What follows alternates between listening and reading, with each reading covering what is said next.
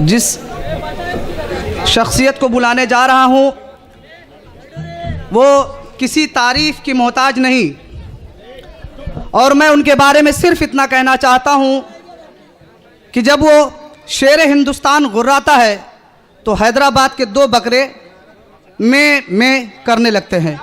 मुअज़्ज़ज़ साथियों, मैं इस शेर के साथ उनको बुलाना चाहूँगा।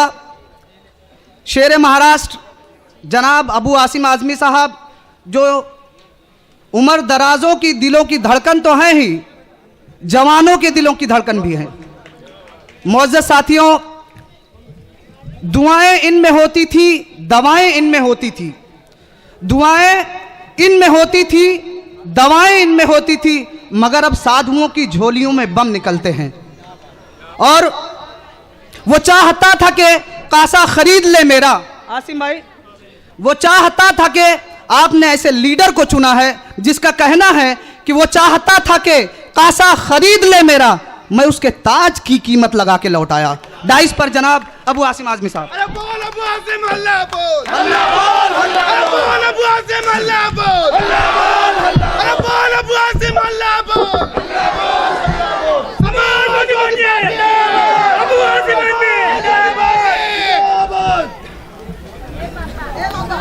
आज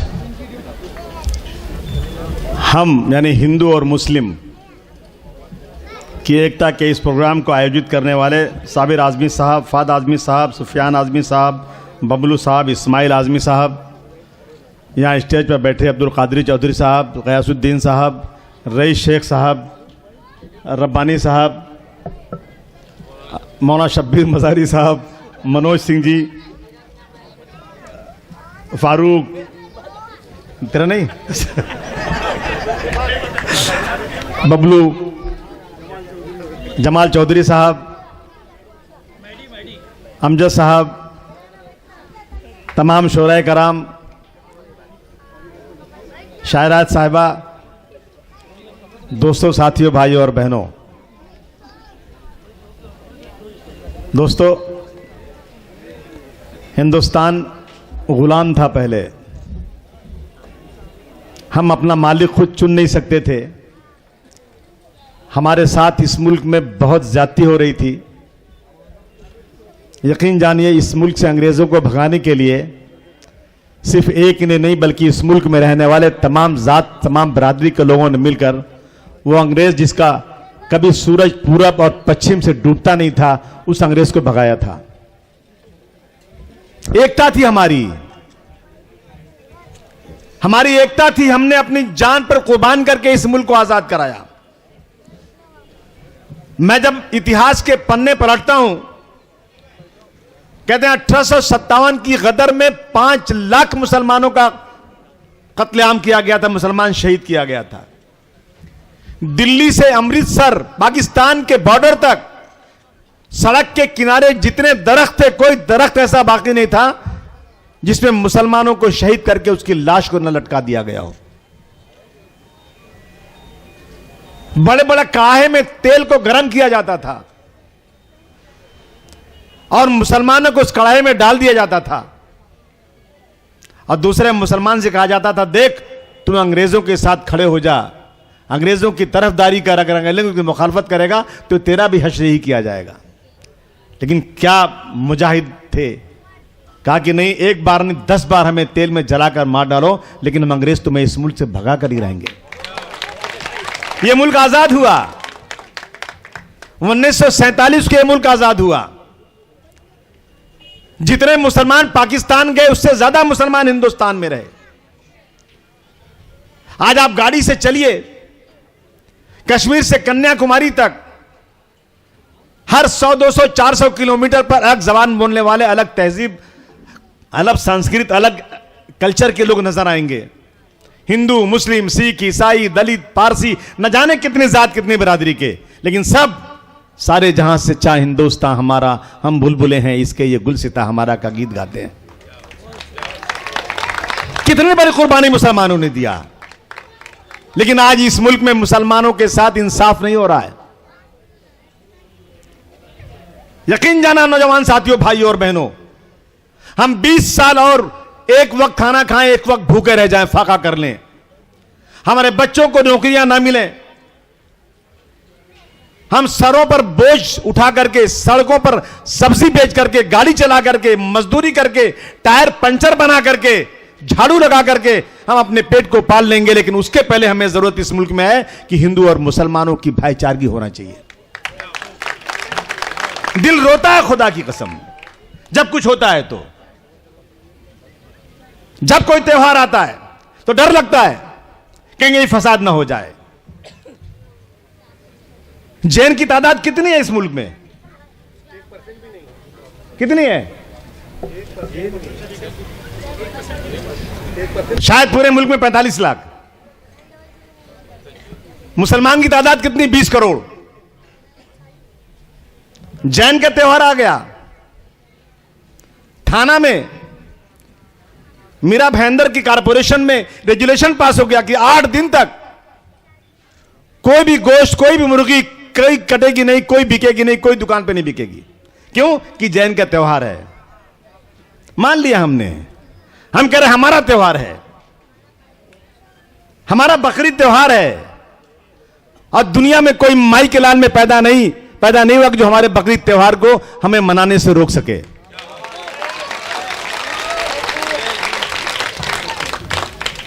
सरकार ने बैंड लगा दिया। हमारी एक ही गुजारिश सरकार से,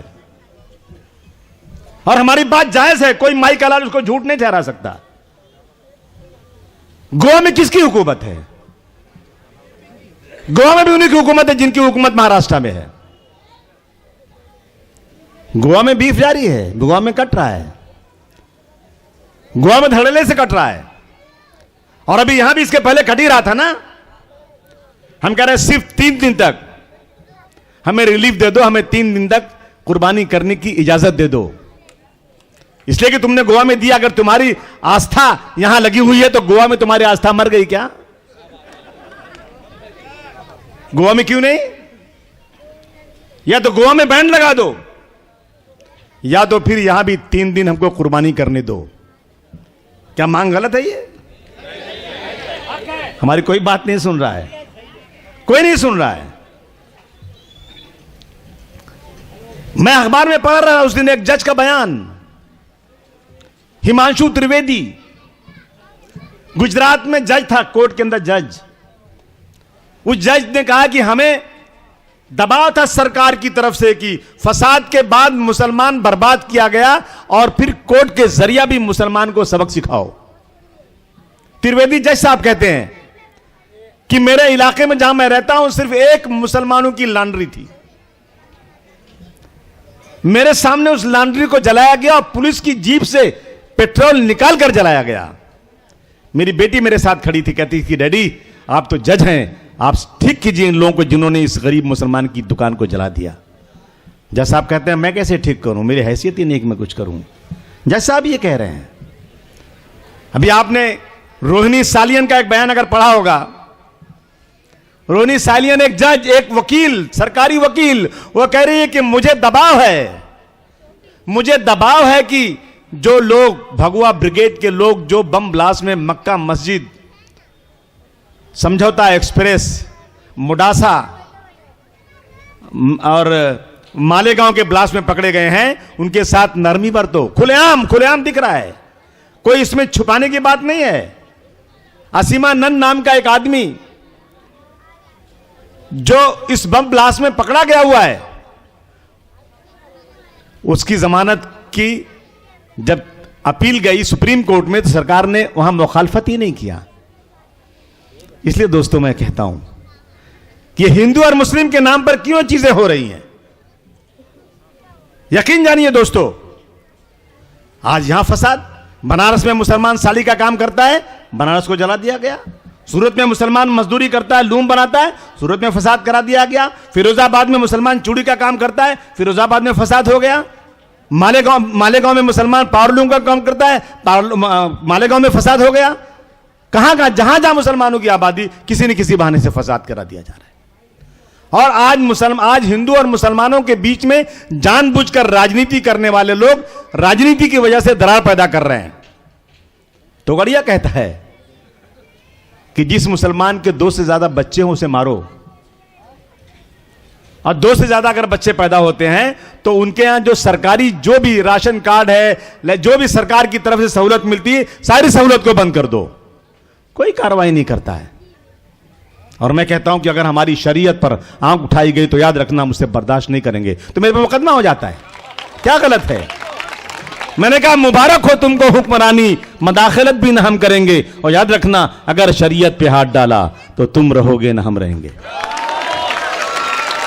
क्या ये गलत है? मैं कभी नहीं कहता कि ना तू हिंदू बनेगा ना मुसलमान बनेगा, तू इंसान की औलाद है, इंसान बनेगा। मैं ये गीत नहीं गाता, ये मेरी सोच है। मैं कहता हूं तू हिंदू भी बनेगा और तुम मुसलमान भी बनेगा, तू इंसान की औलाद है, इंसान बनेगा। मैं हिंदू भाइयों से कहता हूं कि हिंदू भाइयों तुम गणपति मनाओ जोरदार तरीके से, तुम मंदिर में जाओ, पूजा करो। कोई माई का लाल तुमको मंदिर में जाने से रोकेगा तो मुसलमान अपने बदन का आखिरी खतरा निछावर करके तुमको हक दिलाएगा। लेकिन मुसलमानों को मस्जिद में जाने से भी मत रोको। मुसलमानों का भी हक है इस मुल्क पर, और हम मर जाएंगे तो क्या हो, लेकिन अपनी मस्जिद से लाउड स्पीकर उतरने नहीं देंगे। क्या गलत है ये? यहां घर है, यहां हिंदू का भी घर है, मुसलमान का भी घर है। एक घर हिंदू का, 2 घर मुसलमान का, 3 घर हिंदू का, 1 दलित का, 1 मुसलमान का, 1 क्रिश्चियन का, है कि नहीं है? कोई लड़ाई लड़ते हैं? कोई नहीं लड़ते, सब साथ साथ रहते हैं। मैंने देखा था जब 1992-93 में फसाद हुआ था, पूरी मुंबई जल रही थी चारों तरफ, लाशों के अंबार पड़े थे, 2-2.5 हजार लोग मार दिए गए थे। लोग अपने सरो सामान को लेकर ट्रेन में बैठकर यहां से भाग रहे थे।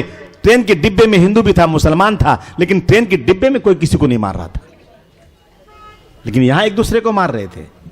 ये राजनीतिक लोग कराते हैं, यकीन जानना। आज मैं आया हूं आपके इलाके में आपसे कहने के लिए, दोस्तों गुजारिश करने आया हूं आपसे। आज मुसलमानों से कहना चाहता हूं, हाथ उठा के बोलो कितने मुसलमान हैं यहां पर? इतने हाथ उड़े, माशाअल्लाह। याद रखना तुम हुजूर सल्लल्लाहु अलैहि वसल्लम की उम्मत हो। दुनिया में जितने लोग हैं एहतराम के काबिल, मैं सबको मानता हूं मगर मुस्तफा के बाद। सोचो जरा क्या किरदार था। मक्के की गलियों में हुजूर जा रहे हैं, हुजूर सल्लल्लाहु अलैहि वसल्लम जिनके मानने वाले हजारों लाखों लोग थे, मक्के की गलियों से जा रहे हैं। एक औरत रोजाना कूड़ा करकट उनके ऊपर फेंक दे रही है। अगर चाहते वो तो क्या उसको मार नहीं सकते थे? ताइफ गए, लोगों ने लहू लुहान कर दिया, पूरा कपड़ा लाल हो गया खून से। अल्लाह ताला की तरफ से हुक्म का आया कि ऐ मुस्तफा हुजूर सल्लल्लाहु अलैहि वसल्लम, हुक्म करो तो मैं दोनों पहाड़ को मिलाकर पूरे ताइफ को नेस्त तो नाबूद कर दूं। आपने कहा नहीं, ये लोग ना समझ हैं, इनको छोड़ दीजिए, इनकी हालत पर आज नहीं तो कल इनको अकल आएगी। उन्हीं के उम्मत हम लोग हैं ना, उन्हीं की उम्मत हम लोग हैं। वो औरत रोजाना कूड़ा करकट फेंक रही है, और एक दिन जब कूड़ा करकट नहीं आया तो आपने पता लगाया कि वो औरत आज कूड़ा करकट क्यों नहीं फेंक रही है। कहां है वो औरत आज? पता लगा उसका? क्या उसकी नाराजगी दूर हो गई है कि आज उसने कूड़ा करकट नहीं फेंका? गए पता लगाने, मालूम हुआ वो उसकी नाराजगी तो बरकरार है, लेकिन वो बीमार है, इसलिए नहीं आज कूड़ा करकट फेंका। क्या किरदार? अगर हमारे पर कोई कूड़ा करकट फेंका है, मैं बोलूंगा जा ठीक कर दे, देख दिमाग खराब है क्या, ठीक कर दे उसको जाके आज। बोलूंगा नहीं बोलूंगा? बहुत दिमाग खराब है। एक दिन बर्दाश्त किया, 2 दिन, तीसरे दिन साले का घर जला डालो जाके। ऐसा कैसा कूड़ा करकट फेंकती मेरे ऊपर? लेकिन वो शहंशाहों के शहंशाह, आपने कहा नहीं वो बीमार है तो चलो उसका हम उसकी आयादत करते हैं, उसको देखते हैं, उसकी हालचाल पूछते हैं। गए, उसकी हालचाल पूछा, वो मुसलमान हो गई।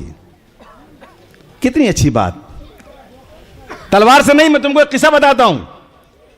हैदराबाद के, आंध्र प्रदेश की जेल के अंदर मक्का मस्जिद के बम ब्लास्ट वाले मुसलमान लड़के बंद थे, और उसी जेल में असीमानंद नाम का एक आदमी बंद था जो बूढ़ा ज़ईफ था और आरएसएस वाला था, जो बम ब्लास्ट करने के जुर्म में जेल में बंद था। आरएसएस वाला एक तरफ, एक मुसलमान हैदराबाद का। जेल के अंदर उस मुसलमान ने देखा कि यह ज़ईफ आदमी है, इसकी उम्र ज्यादा है, बुजुर्ग है ये। जेल में उसकी खिदमत किया उसने, उसका खाना लगाता था, उसका कपड़ा धुल देता था, उसको नहाने के पानी की जरूरत पड़ती थी, पानी रख देता था, उसकी तौलिया रख देता था, यानी पूरी उसकी खिदमत करता था। क्यों?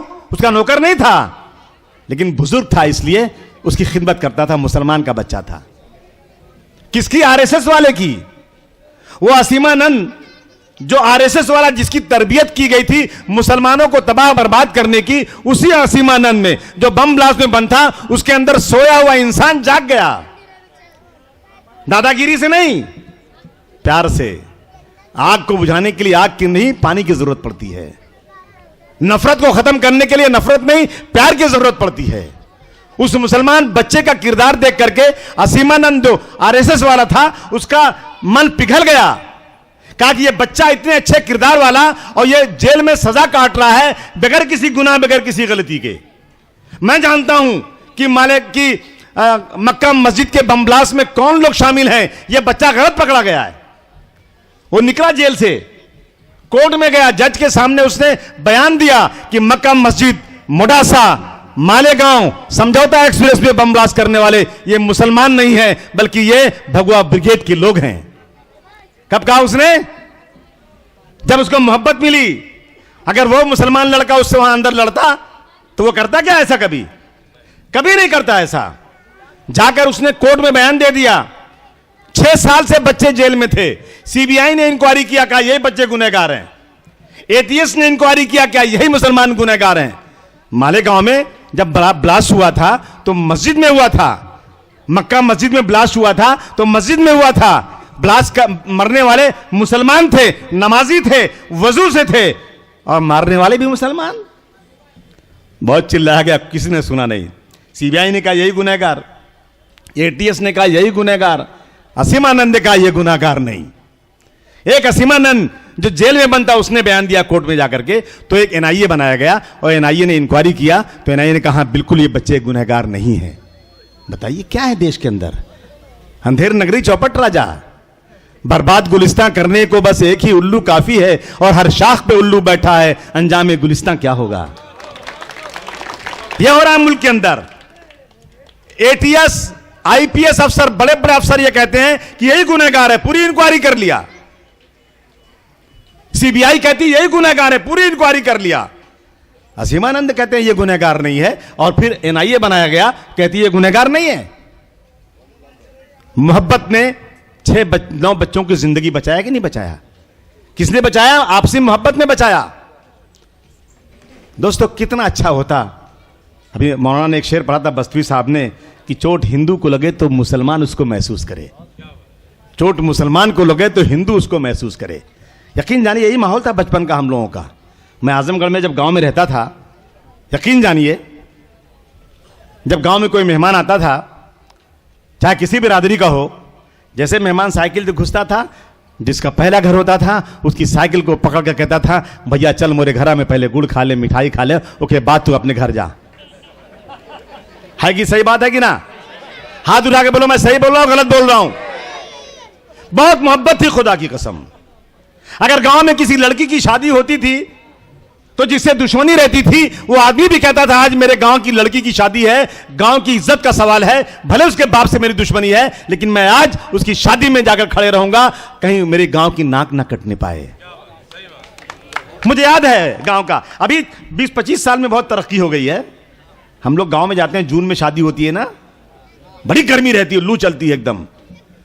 साला एयर कंडीशन तो है ही नहीं, पंखा तो है ही नहीं, बिजली तो है ही नहीं। फारूक बड़ा हंस रहा है तुम, बिजली तो है ही नहीं वहां पे। लेकिन जून में शादी क्यों होती है? एक रवाज है। क्यों? कि गेहूं कटता है, अनाज रहता है, तो लोग अपनी बच्ची की शादी कर लेते हैं। खुदा की कसम मुझे बचपन याद है कि जब गांव में शादी होती थी, लड़की की फलाने आदमी की लड़की की शादी है, लेकिन गांव के 20 आदमियों ने अपने घर में गेहूं पिसवा कर रख लिया है, कभी उसको आटा कम पड़ गया तो मैं दे दूंगा, क्योंकि मेरे गांव की इज्जत कटने ना पाए। यह होता था। अगर एक आदमी बीमार हो जाए गांव के अंदर तो पूरे गांव के लोग भैया की तबीयत खराब है चलो देख के आए। सुबह से शाम तक लोग तांता लगाते थे। वो बेचारा बीमार हुआ आदमी 15-20 किलो दूध रोजाना चाय बना के थक जाता था। एक ही दिन में बोला मैं अच्छा हो गया भैया, मैं बीमार नहीं हूं। अमेरिका में बाजू वाला मर गया, 6 महीने के बाद बोले अंकल कहां है? बोले he is dead before 6 month. ये हमारा वो नहीं है। आज दोस्तों, आज मुसलमानों को बदनाम किया जा रहा है इस मुल्क के अंदर, हिंदू और मुसलमान के नाम पर। आज मैं आपके बीच में सिर्फ एक ही मकसद से आया हूं यहां मुशायरा कराया कौमी यकजहती का, आपको एक पैगाम देने आया हूं खुदा की कसम। अगर मुसलमानों को इस मुल्क में इज्जत आबरू की जिंदगी गुजारना है तो हमें एक अहद करना पड़ेगा कि मेरा पड़ोसी कभी दुखी रहा तो मैं अपने बदन का आखिरी कतरा निछावर करके उस पड़ोसी की जान बचाऊंगा इंशाअल्लाह ताला। आज एक अहद करना है मुझे, यहां पर कम से कम अपने इलाके से अहद करना है कि मेरा पड़ोसी अगर दलित हो, हिंदू हो, क्रिश्चियन हो, किसी बरादरी का भी हो, लेकिन मैं मुसलमान हूं, अगर मुझे जरूरत पड़ेगी अपने बदन का आखिरी कतरा भी उस पड़ोसी को देकर उसकी जान बचाऊंगा। यह काम मैं करना है, यह काम मुझे करना है। और खुदा की कसम यह काम कर लिया तो ये बाला साहब ठाकरे की पार्टी और ये आरएसएस वाले ये जिंदा जीते जी मर जाएंगे, ये खत्म हो जाएगी इनकी दादागिरी। ये रोजाना चिल्ला रहे हैं, रोजाना चिल्ला रहा है ये। उद्धव ठाकरे कहता है कि जो 2 बच्चे से ज्यादा पैदा करेगा मैं उसे पैसा दूंगा। अरे पहले तो उसको बोल, तेरा जो प्रधानमंत्री है मोदी तो ब्याह अपनी औरतों तो लाए पहले। उसका और एक और बोलता है बहुत, साक्षी महाराज कैसा गंदौड़ा दिखता है। जब मैं पार्लियामेंट में गया ना तो मैं जहां एक जगह प्रिंटिंग होती है, सब वो कार्ड छपता है और वो लोग जो हैं बुक देते हैं, लेटर पैड देते हैं, पार्लियामेंट की तरफ से पैसा लेके छाप के देते हैं, गवर्नमेंट का प्रेस है। मुझे बोला अबू भाई आप कितने अच्छे आदमी हैं, ये देखिए वो जा रहा है। मैंने कौन है? वो साक्षी महाराज। क्या हुआ? बोले हमसे कार्ड वो छपवाया, पैसे नहीं देता, अब देखता तो वहां से भाग जाता है। कसम से, खुदा की कसम, रोजाना मदरसों के बारे में बोल रहा है। अरे मैं खुलेआम कहता हूं ये मदरसे, सरकार को मदरसों में आकर मदरसे के मौलमीन को इनाम और इकराम से नवाजना चाहिए। वो बच्चे जो लावारिस गलियों में घूमते हैं, जिनको कोई पूछने वाला नहीं है, ये मदरसे के उस्ताद कराम, ये ट्रस्टी लोग उन बच्चों को लाते हैं, 1 रुपया नहीं लेते, नहलाते धुलाते, कपड़ा देकर, खाना खिलाकर उनको तालीम याफ्ता बनाकर भेजते हैं। कौन सा हिंदुस्तान में स्कूल ऐसा सरकार ने बनाया है? मुझे एक तो बता दो मुझे कि हां सरकार ने ऐसा बनाया है कि कोई बच्चा लावारिस घूम रहा हो, सरकार उस बच्चे को लेकर के नहला धुला कर, कपड़ा पहना करके, उसको आलिम बनाकर, उसको बहुत एक एजुकेशनिस्ट बनाकर एजुकेशन देकर बाहर निकालेगी? कहीं नहीं है। लेकिन मुसलमानों से नफरत। क्या कह रहे हैं कि मदरसों के अंदर मदरसे आतंकवादी के अड्डे हैं। मैं पार्लियामेंट में था, एक दिन अखबार में छपा, टाइम्स ऑफ इंडिया में, कहा कि नेपाल के बॉर्डर के मदरसों में ISI की ट्रेनिंग चलती है। तो कौन करता है? मौलाना झंडा नगरी। ये नेपाल के बॉर्डर के मदरसों के मौलाना झंडा नगरी जो हैं, ये जाते हैं दुबई, सऊदी अरब कंट्री से पैसे लाते हैं और यहां ट्रेनिंग चलाते हैं। तो मैंने पता लगाया कि कौन है मौलाना। खुदा की कसम बोले 10 साल पहले मर चुके। कब मर गए? 10 साल पहले। और टाइम्स ऑफ इंडिया अखबार लिखता है, मैंने खड़े होकर पार्लियामेंट में कहा, अडवाणी जी गृह मंत्री थे, मैंने कहा सर मदरसों में आतंकवादी अड्डा चल रहा है, मुझे बताओ कितने मदरसों को सजा दिलाया तुमने हिंदुस्तान में? अगर अखबार में ये छपेगा, मुझे बताओ कौन से मदरसे हैं? मैं जाकर उन मदरसों में ताला नहीं लगाया तो मैं अपने बाप की औलाद नहीं। बताओ मुझे, कोई मदरसा ही नहीं। अब जो हिंदू भाई पढ़ेगा ना, वो तो कहेगा ये मदरसों में, कहते हैं अल्लाह अकबर का मतलब हिंदू को मारो। ये बौराओं कौन समझाएगा? मैंने बोला कि आरएसएस वाले जितने जहरीले हैं ना, या पुलिस वालों को तैनात कर दो मदरसों पर। और आज भी कह रहा हूं मैं, 3 पुलिस स्टेशन है यहां पर, तीनों पुलिस स्टेशन के हलके में जितने मदरसे आते हैं, हर मदरसे पर एक पुलिस वालों की और एक आरएसएस वालों की ड्यूटी लगा दो। 6 महीने तक पूरे मदरसों की कार्रवाई देख लें। खुदा की कसम 6 महीने के बाद आकर ये न कह दें कि यहां प्यार और मोहब्बत सिखाई जाती है, तो थूक देना मेरे मुंह के ऊपर। नफरत हो रही, सिखाई जा रही है, आज नफरत हो रही है। मैं अभी उस दिन एक पढ़ रहा था, सोशल मीडिया पे एक आया, मुझे बड़ा अच्छा लगा, इसलिए बार बार दोहराता हूं उसको, कि एक बच्चा गया गांधी जी के पास, गांधी जी के आश्रम में एक बच्चा गया, कहा गांधी जी आदाब, झुककर गांधी जी को सलाम किया उसने। तो गांधी जी ने बड़े प्यार से उसका कंधा पकड़ के उसको उठाया और गले मिले, कहा कि ईद मुबारक बेटा, आज तो ईद का दिन है। बोले ये मेरे दोस्त, मुसलमान दोस्त का बेटा है, ईद के दिन मुझसे गले मिलने आया है, ईद मुबारक। किसने कहा? गांधी जी ने। मैं ये फिरका परस्तों को समझाना चाहता हूं, नरेंद्र मोदी को समझाना चाहता हूं कि गांधी जी ने उस मुसलमान बच्चे को गले लगाया और कहा ईद मुबारक, और फिर कहा कि बेटा आज ईद का दिन है, अगर तू अपने माँ बाप के पास रहता, अपने घर रहता, तो आज गोश्त जरूर खाता।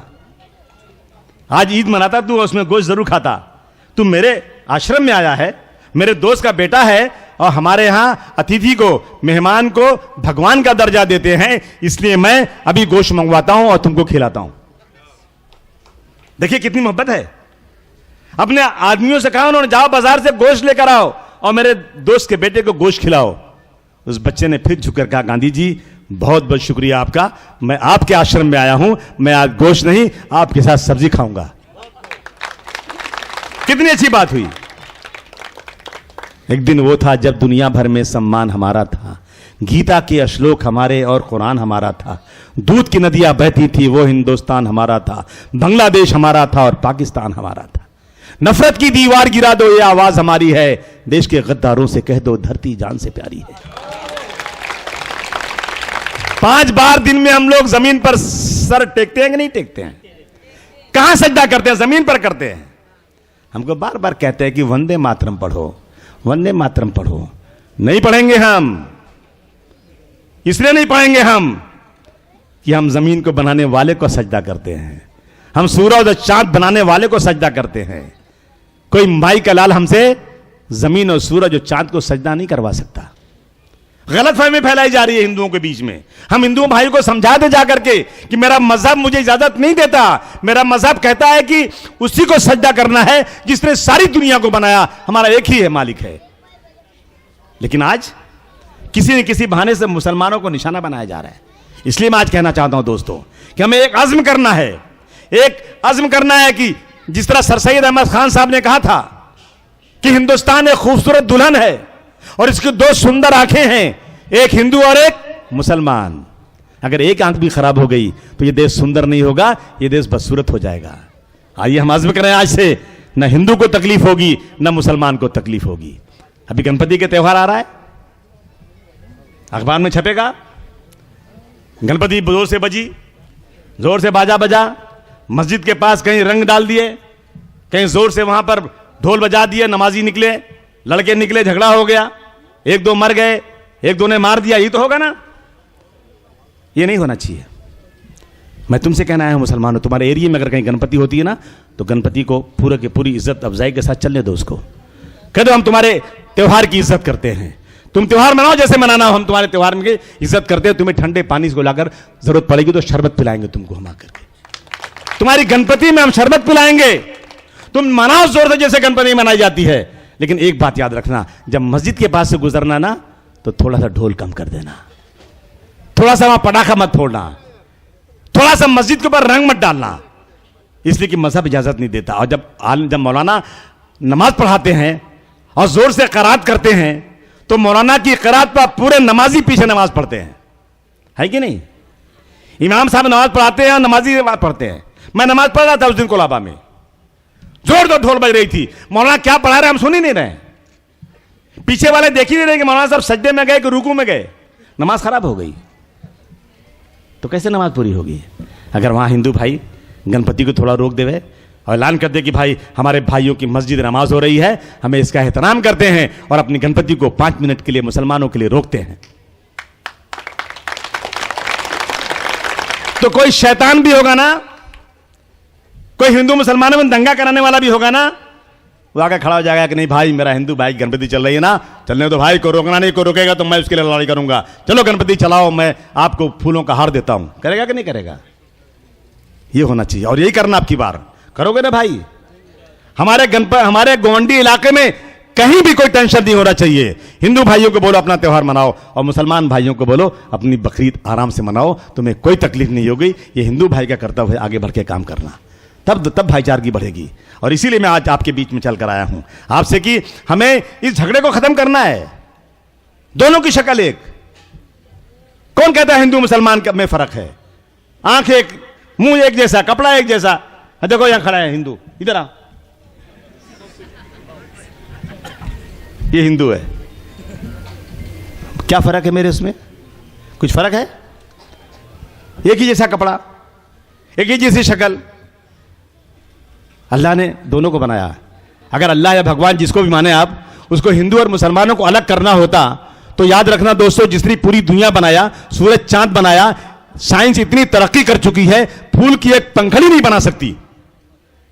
अगर अल्लाह ताला चाहता, जिसने इंसान को बनाया, तो हिंदू का खून लाल और मुसलमान का पीला नहीं कर सकता था? कर सकता था, उसके लिए कोई मुश्किल नहीं था। लेकिन उसने दोनों को एक ही बनाया, यानी पैदा होता है आदमी एक ही जात, एक ही बिरादरी में। दुनिया में आने के बाद कोई हिंदू हो जाता है, कोई मुसलमान हो जाता है। और जब डॉक्टर के यहां जाते हैं हम लोग और हमें खून की जरूरत पड़ती है, तो खून के किसी बॉटल पर नहीं लिखा हुआ है कि यह खून हिंदू का है या यह खून मुसलमान का है। मरता आदमी किसी का खून भी ले लेता है और अपनी जिंदगी बचा लेता है। लेकिन आज ये लोग मुसलमान और हिंदू को आपस में लड़ाकर राजनीति करना चाहते हैं। आज तय करो मुसलमानों, कसम खाओ इस बात को कि हम पूरी जान, दिलो जान से कोशिश करेंगे कि हमारे इलाके में कहीं भी हिंदू और मुसलमान में कोई फसाद ना होने पाए। पहले सब्र करने का मादा पैदा करो। कहा है अल्लाह ताला ने कुरान शरीफ में, एक जगह नहीं, कितनी जगह कहा है सब्र? उसके ऊपर सैकड़ों जगह अल्लाह ताला ने कहा है कि सब्र करो, सब्र करो, सब्र करो। सब्र करने कहा गया है। अगर कुछ होता है ना, जिस तरह हुजूर सल्लल्लाहु अलैहि वसल्लम ने सब्र किया, अगर वो उस औरत को मारते तो वो औरत मुसलमान नहीं बनती, लेकिन वो औरत को जाकर के उसकी आयदत किया, वो मुसलमान बन गई। इसी तरह से सब्र करो और अपने पड़ोसी के साथ अच्छा हुस्न सलूक करो। इंशाअल्लाह ताला तुम्हारा पड़ोसी भी तुम्हारे लिए अपनी बदन का खून निछावर करने को जरूर तैयार रहेगा इंशाअल्लाह ताला। ये हम पैगाम लेकर आपके बीच में आए हैं और आहद करना चाहते हैं कि दोस्तों हम आपस में भाई भाई की तरह से रहेंगे। दूसरी चीज मैं कहना चाहता हूं दोस्तों, गोंडी के ताल्लुक से, ना गोंडी के ताल्लुक से बारिश नहीं हो रही। आज पानी की बहुत कमी है। जितनी पानी चाहिए था ना, उससे 35% पानी कम हुआ है। पानी आया नहीं। गोंडी में पहले से पानी की हाहाकार चल रही थी, अब पानी और कम हो गया। 35% कटौती, 20-25% कटौती चल रही है। पानी बचाओ, एक मुहिम चलाओ कि हम लोग पानी बचाएंगे। पानी देगी कहां से सरकार? पानी था तो नहीं मिल रहा था, अब तो है ही नहीं। पानी मिलेगा कहां से? कहां से आएगा पानी? है ही नहीं पानी। किसान मर रहा है, पूरी खेती बर्बाद हो गई।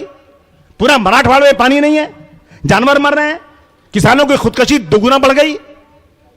अल्लाह ताला से दुआ कीजिए आप लोग हाथ उठाकर, अल्लाह ताला अभी भी बरसात बाकी है, अल्लाह ताला इतना पानी दे दे, अल्लाह ताला की लोगों की पानी की प्यास बुझ जाए और लोग राहत की जिंदगी महसूस कर सकें।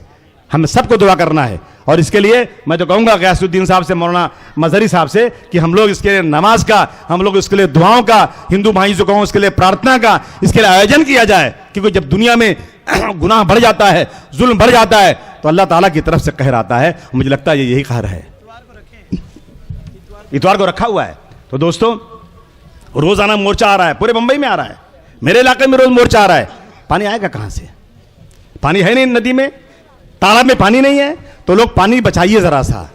ये मैं आपसे गुजारिश करना चाहता हूं। और हम लोग पूरी कोशिश में लगे हुए हैं कि गोंडी की तरक्की हो जाए, गोंडी भी मुस्कुराए, गोंडी भी एक डेवलप एरिया बन जाए। आप आए, आपने बातें सुनी। मैं साबिर और फहद आजमी, इनके पूरे ग्रुप को बहुत बहुत मुबारकबाद पेश करता हूं। हम इस तरह का प्रोग्राम कर रहे हैं, इंशाअल्लाह ये प्रोग्राम करते रहेंगे जब तक हिंदू और मुसलमानों की भाईचारगी न बढ़ जाए, जब तक दोनों एक ना हो जाए, उस वक्त तक समाजवादी पार्टी का ये कार्यक्रम पूरे महाराष्ट्र में चलेगा इंशाअल्लाह ताला। बहुत बहुत शुक्रिया। जय हिंद, जय समाजवाद।